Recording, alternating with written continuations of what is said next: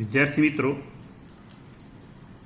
ગયા લેક્ચરની અંદર આપણે વિદ્યુત વિભાજનના નિયમો પર આધારિત દાખલા જોયેલા હતા. એ બુકના ભારના દાખલા પણ આપણે સમજાવ્યા.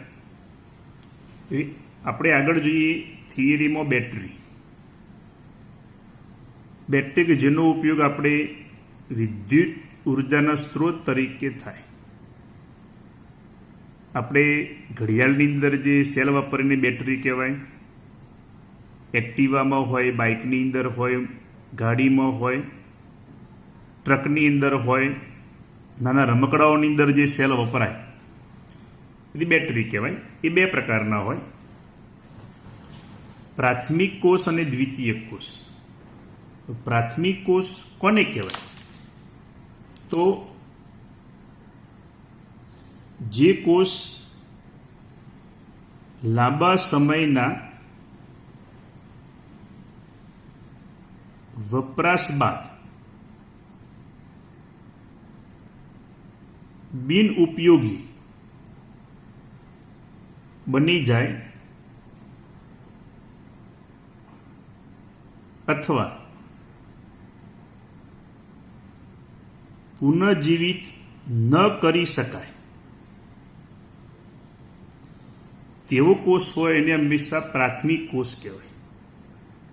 લાંબા સમયના વપરાશ બાદ બિનઉપયોગી બનેલા કોષને પુનઃજીવિત ન કરી શકાય તેવો કોષ એને હંમેશા એક પ્રાથમિક કોષ કહેવાય. મતલબ એને ચાર્જિંગ કરી શકાય નહીં. જેમ કે સૂકો કોષ, આપણે ઘડિયાળની અંદર જે સેલ વાપરીએ, રેડિયામાં જે સેલ વાપરીએ, ટોર્ચની અંદર જે સેલ વાપરીએ એ બધા સૂકો કોષ કહેવાય.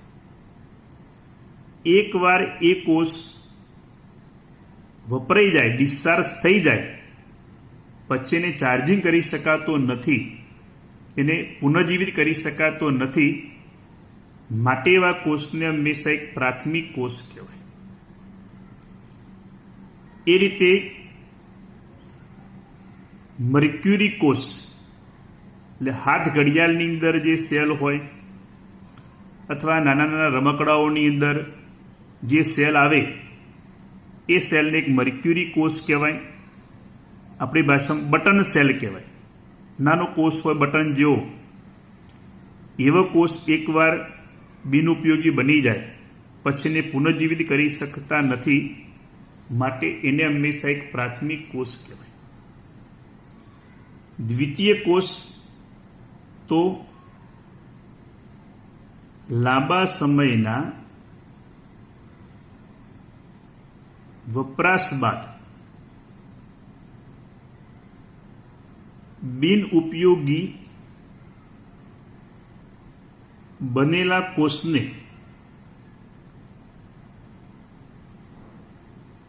પુનઃજીવિત કરી શકાય તેવા કોષને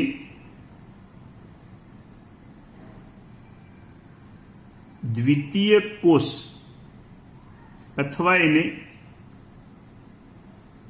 સેકન્ડરી કોષ તરીકે ઓળખવામાં આવે. જેમ કે નિકલ કેડમિયમના સંગ્રાહક કોષ હોય, લીડ સંગ્રાહક કોષ હોય, આવા જે રહ્યા લિથિયમ બેટરી, જેમ કે આપણે મોબાઈલની અંદર જે બેટરી હોય, એકવાર સવારે આપણે ચાર્જ કરીએ, સાંજે ડિસ્ચાર્જ થઈ જાય તો આપણે એને ફરી ચાર્જિંગ કરી શકીએ છીએ. તો એવા જે કોષ જે રહ્યા એને હંમેશા એક દ્વિતીય કોષ કહેવાય. એને એક સેકન્ડરી કોષ તરીકે ઓળખવામાં આવે. તો ઔદ્યોગિક કોષ બે પ્રકારના હોય, એક પ્રાથમિક કોષ અને દ્વિતીય કોષ. પ્રાથમિક કોષ લાંબા સમયના વપરાશ બાદ બિનઉપયોગી બની જાય પછી એને પુનઃજીવિત ન કરી શકાય એવા કોષને હંમેશા એક પ્રાથમિક કોષ કહેવાય. દ્વિતીય કોષ તો લાંબા સમયના વપરાશ બાદ બિનઉપયોગી બનેલા કોષને પુનઃજીવિત કરી શકાય તેવા કોષને હંમેશા એક દ્વિતીય કોષ સેકન્ડરી કોષ તરીકે ઓળખવામાં આવે. કેટલાક કોષ આપણને આપેલા છે. ચાલો જોઈએ આપણે એક સૂકો કોષ, એને એક લેકલેન્સ કોષ કહેવાય. 1867 ફ્રાન્સના લેકલેન્સ નામના વૈજ્ઞાનિકે આ કોષની શોધ કરેલી હતી, માટે તેને એક લેકલેન્સ કોષ અથવા સૂકો કોષ કહેવાય. એ સૂકા કોષની પહેલા જોઈએ આપણે રચના. મિત્રો, આકૃતિમાં જે દર્શાવેલી એક સાદી આકૃતિ મેં દર્શાવેલી છે, બુકની અંદર તમે આકૃતિ જોઈ શકો, પણ પરીક્ષાની અંદર આ આકૃતિ પણ દોરી શકાય. હવે દરેકે રેડિયાની અંદર જે સેલ આવે એ દરેકે જોયેલો હશે. એ કયા આકારનો હોય? તો નળાકારનો હોય. ગોળ ના કહેવાય, નળાકાર કહેવાય. એનું નીચેનું પાત્ર તમે ધ્યાનથી જો, એ ઝીંકનું પાત્ર હશે. તો રચના ધ્યાનથી સાંભળજો. કયા આકારનો હોય? નળાકાર. તો ઝીંક ધાતુના બંધ તળિયાવાળા નળાકારની અંદરની બાજુએ ગ્રેફાઇટનો સળિયો ઝીંકના પાત્રને સ્પર્શે નહીં તે પ્રમાણે ગોઠવવામાં આવે છે. ઝીંક ધાતુના બંધ તળિયાવાળા નળાકારની અંદરની બાજુએ ગ્રેફાઇટનો સળિયો ઝીંકના પાત્રને સ્પર્શે નહીં તે પ્રમાણે આ રીતે મધ્યમાં ગોઠવવામાં આવે છે. તેની આજુબાજુ આજે મેં બ્લેક લાઇનિંગ દર્શાવી હતી, એની આજુબાજુ MnO2 ને કાર્બનનું મિશ્રણ ભરવામાં આવે છે. નળાકારનો બાકીનો આ જે ભાગ જે રહ્યો એ ભાગ NH4Cl અને ZnCl2 ની ભીની લુગદીથી એની અંદર ભરવામાં આવે છે. ત્યારબાદ ગ્રેફાઇટનો સળિયો પાત્રની સહેજ બહાર રહે એ પ્રમાણે રાખી ખાસ પ્રકારના મીણથી આને આ રીતે સીલ કરેલો હોય છે. તો આથી એક રચના ફરી જો, ઝીંક ધાતુના બંધ તળિયાવાળા નળાકારની અંદરની બાજુએ ગ્રેફાઇટનો સળિયો ઝીંકના પાત્રને સ્પર્શે નહીં એ પ્રમાણે ગોઠવી તેની આજુબાજુ MnO2 ને કાર્બનનું મિશ્રણ ભરવામાં આવે છે. બાકીનો ભાગ NH4Cl ZnCl2 ની ભીની લુગદી એની અંદર ભરવામાં આવે છે. ત્યારબાદ ગ્રેફાઇટનો સળિયો નળાકારની સહેજ બહાર રહે એ પ્રમાણે રાખી એને ખાસ પ્રકારના મીણથી એને સીલ કરવામાં આવે છે. હવે જો આપણે જે સેલ લાવીએ, નળાકારના ઉપરના ભાગ ઉપર દરેક કંપનીના સિમ્બોલ મારેલા હોય. કોઈ એવરીડનો સેલ હોય, એવરીડે હોય, નિપ્પો હોય, અલગ અલગ. તો આ થઈ રચના. ધ્યાન આપજો, ઝીંકનું પાત્ર અને ગ્રેફાઇટનો સળિયો આપણે આ રીતે વિદ્યુત વાહક તાર વડે જોડી દઈએ તો ઝીંકનું પાત્ર એનોડ તરીકે વર્તે. જો એનોડ તરીકે વર્તે તો એના ઉપર કઈ પ્રક્રિયા થાય? ઓક્સિડેશન. તો Zn માંથી આ રીતે Zn+2 આયન અને 2 ઇલેક્ટ્રોન ગુમાવે. તો આ રીતે ઝીંકનું પાત્ર એનોડ તરીકે વર્તે કે જેના ઉપર આ રીતે ઓક્સિડેશનની પ્રક્રિયા થાય. હવે કેથોડ ઉપર કઈ પ્રક્રિયા થાય ખાસ ધ્યાન આપજો. તો અહીંયા ગ્રેફાઇટનો સળિયો જે રહ્યો એ કેથોડ તરીકે વર્તે છે. મિત્રો, આપણે જાણીએ છીએ ગ્રેફાઇટ એક નિષ્ક્રિય વિદ્યુત ધ્રુવ તરીકે વર્તે.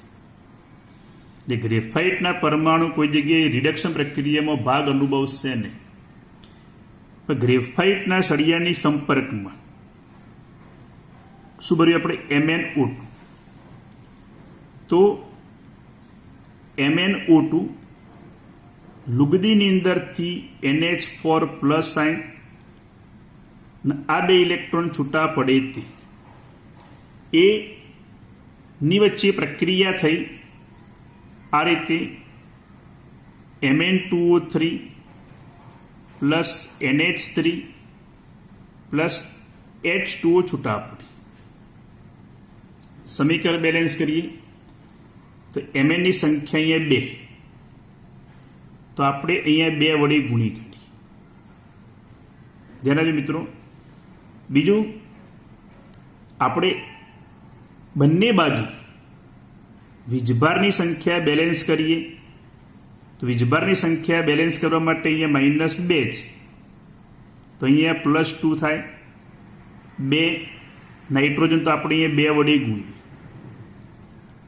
H તમે જો 3 દુ 6 અને 2 8, તો અહીંયા પણ 4 દુ 8 થઈ ગયા.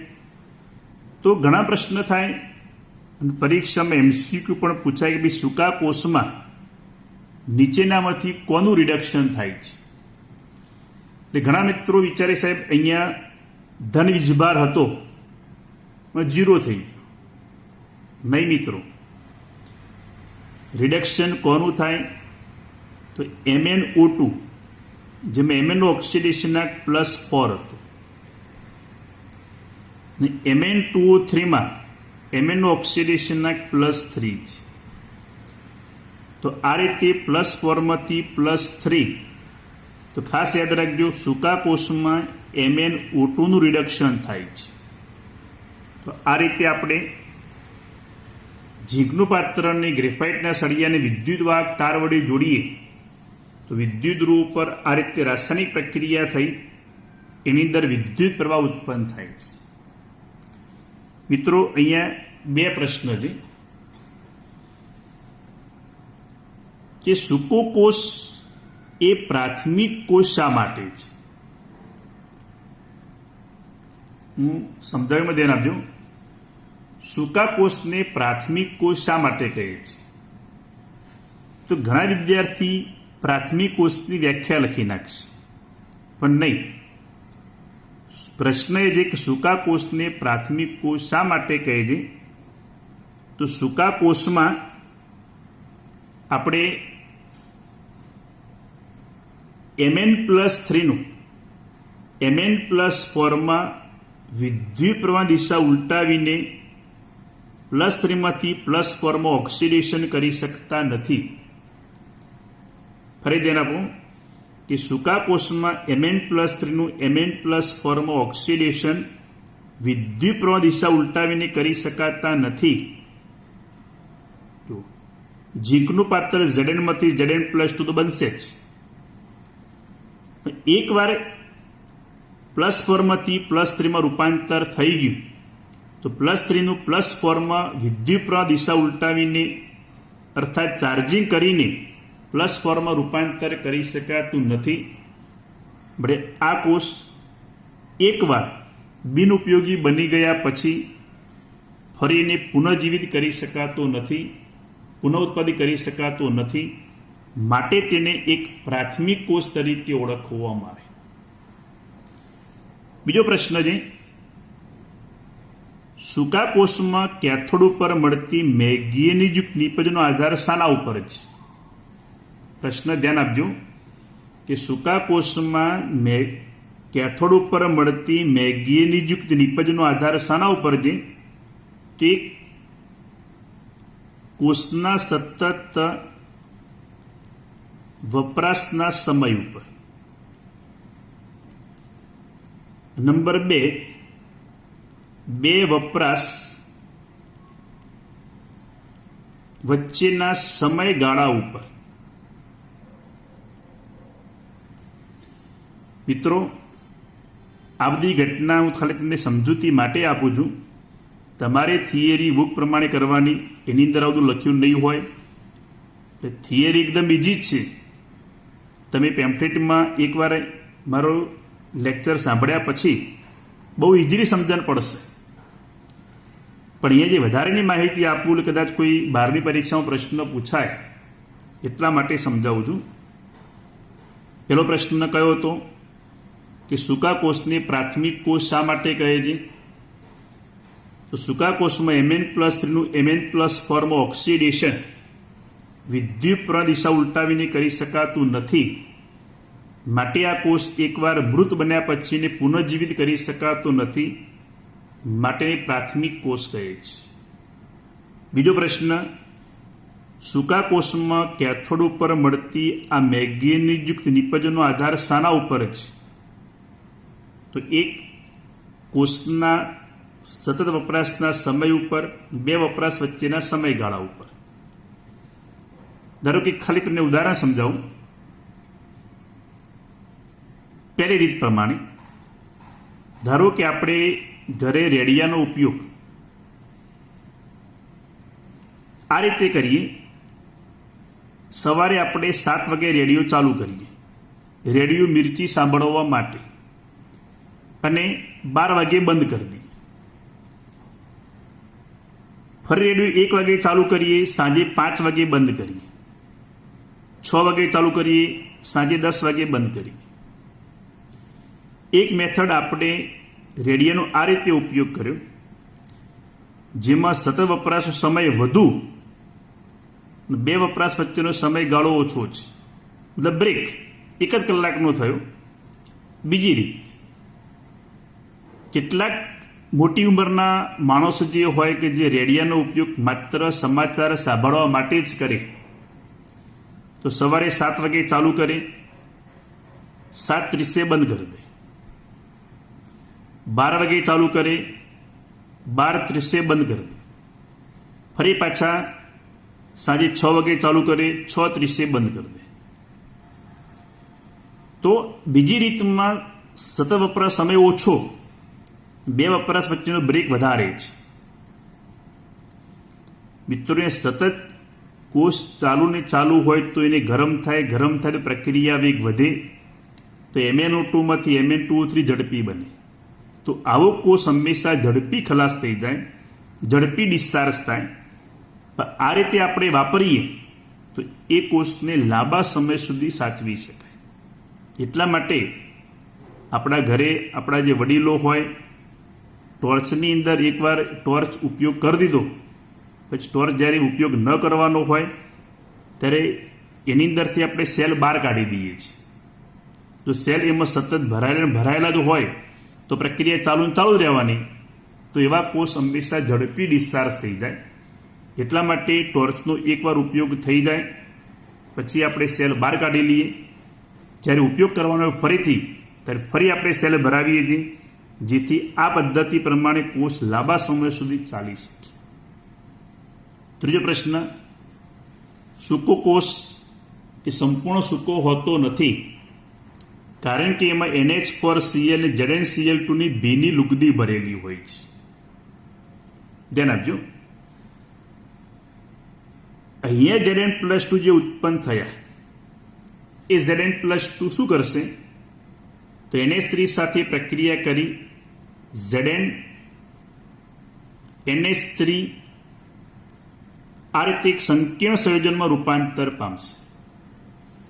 એક સંકીર્ણ સંયોજનમાં રૂપાંતર થાય તો આપણને એમોનિયાની કોઈ સ્મેલ આવશે. તો આ પ્રમાણે સૂકો કોષ એક સિમ્પલ આપણને રચના દર્શાવેલી છે. આપણે નવા 12માની બુકની અંદર પેમ્ફલેટ જે આપેલું છે એમાં લખાણ બહુ ટૂંકું છે. પરીક્ષામાં પણ તમારે લખાણ એ પ્રમાણે જ લખવાનું. ખાલી તમને ડિટેલમાં સમજાવ્યું કે રચના ઝીંક ધાતુના બંધ તળિયાવાળા નળાકારની અંદરની બાજુએ ગ્રેફાઇટનો સળિયો ઝીંકના પાત્રને સ્પર્શે નહીં એ પ્રમાણે ગોઠવી તેની આજુબાજુ MnO2 અને કાર્બનનું મિશ્રણ ભરવામાં આવે છે. નળાકારનો બાકીનો ભાગ NH4Cl ZnCl2ની ભીની લુગદીથી ભરવામાં આવે છે. નળાકારનું મોં ગ્રેફાઇટનો સળિયો સહેજ બહાર રહે એ પ્રમાણે રાખી ખાસ પ્રકારના મીણથી સીલ કરવામાં આવે છે. ઝીંકનું પાત્ર અને ગ્રેફાઇટના સળિયાને આપણે વિદ્યુત વાહક તાર વડે જોડીએ તો મેં આગળ સમજાવ્યા પ્રમાણે વિદ્યુત ધ્રુવ ઉપર આ પ્રમાણેની પ્રક્રિયા થાય છે, જેથી વિદ્યુત ઉર્જા ઉત્પન્ન કરી શકાય. અહીં પહેલો પ્રશ્ન કયો હતો? સૂકા કોષને પ્રાથમિક કોષ શા માટે કહે છે?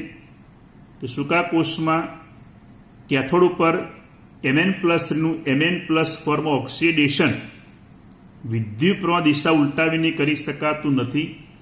મતલબ મોબાઈલમાં આપણે જે ચાર્જિંગ કરતા હોઈએ એવું ચાર્જિંગ કરી શકાતું નથી. એટલે આ કોષ એકવાર મૃત બની ગયા પછી એને પુનઃજીવિત કરી શકાતો નથી, માટે પ્રાથમિક કોષ કહે છે. બીજો પ્રશ્ન કયો હતો કે સૂકા કોષમાં કેથોડ ઉપર મળતી મેંગેનીઝયુક્ત નિપજનો આધાર શાના ઉપર છે?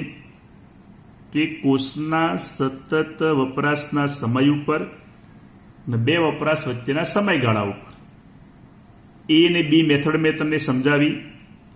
તો આની અંદર કોષ ઝડપી ડિસ્ચાર્જ થાય, આની અંદર કોષ લાંબા સમય સુધી ચાલી શકે. ત્રીજો પ્રશ્ન, ભલે નામ સૂકો હોય પણ સૂકો હોતો નથી, કારણ કે તેમાં NH4Cl ZnCl2ની ભીની લુગદી ભરેલી હોય છે. મિત્રો, આવા કોષનો આપણે ઉપયોગ ક્યાં કરતા હોઈએ?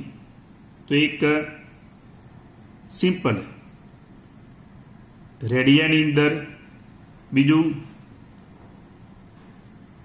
ટ્રાન્ઝિસ્ટરની અંદર, આ ઉપરાંત ઘરે નાના મોટા ઇલેક્ટ્રોનિક સાધનો જે હોય, જેમ કેટલાક રમકડાની અંદર જે આપણે સેલ વાપરતા હોય એની અંદર એનો ઉપયોગ થાય. ને તમે જોજો એ કોષનો વોલ્ટેજ 1.5 વોલ્ટ જેટલો છે. કેટલો? 1.5 વોલ્ટ જેટલો એનો વોલ્ટેજ મળે. ઓકે.